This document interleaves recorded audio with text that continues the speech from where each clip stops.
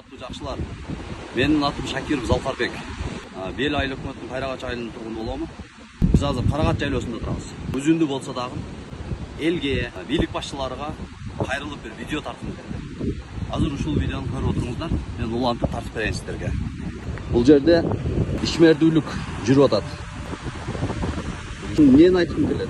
Жаратылыш, экология деген нерсе бул жерде кыймыл болгон жок да. Ар ким өзү каалагандай кылып жатат. Чилесай дарыясы деп айтылат. Сапарбаев каналы, Найман суу сактагычка куят. Кайрагач айылы, Жиде айылы, Көкжар айыл өкмөтү, канчалаган айыл өкмөттөр суу ичет да ушул дарыядан. Жаңынокот айыл өкмөтүн аралап, Арабанга чек өтүп кетет.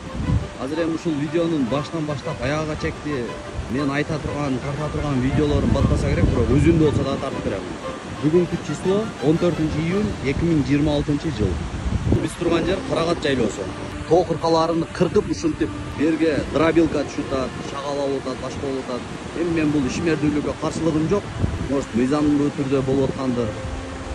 Ал жагын эми мамлекеттүүлүк өзү караштырат. Менин каршылыгым ушул. Эл пайдаланып аткан сууну булгагандыгыга мен каршымын.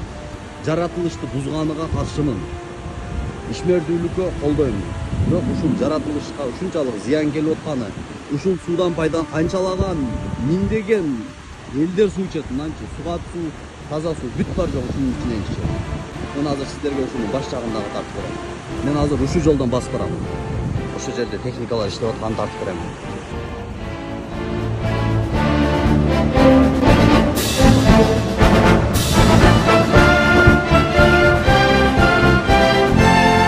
Ошол суудан ичип атабыз да биз.